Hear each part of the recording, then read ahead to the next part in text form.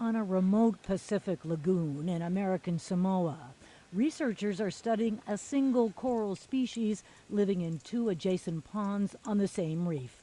The only difference is that one pond is warmer than the other, says Stanford University marine biologist Stephen Palumbi from his Oceanside laboratory. These tanks have corals in them that we got off the reef this morning. By this afternoon, this one is alive, but this one's dead. So what's the difference? Corals from the cooler pool had been transplanted into the warmer one. After about a year, those transplants were tested in laboratory heat stress tanks.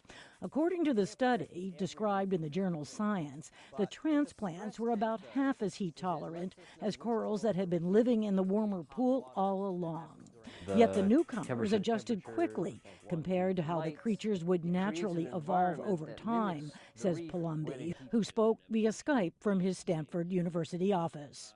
We estimate that it would take about 50 to 100 years for evolution to generate this kind of change, mostly because corals are very long-lived animals, and the generation time is quite long, so evolution works fairly slowly in those cases, whereas the physiology seems to react very quickly to changes in the local environment and then buffer these individual corals against heat stress.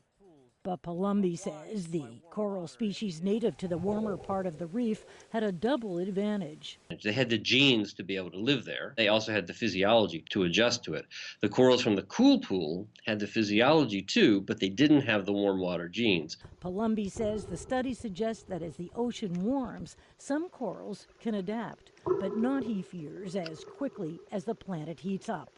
But this ability to respond physiologically and evolutionarily might give them a few extra decades, might give them a little extra time to be able to adjust to climate change. It gives us a little extra time to fix the problem. The study results, Palumbi says, could encourage decision makers to set conservation priorities to protect reefs with heat-tolerant corals. He adds that as ocean temperatures rise, these more resilient corals could help restore damaged reefs.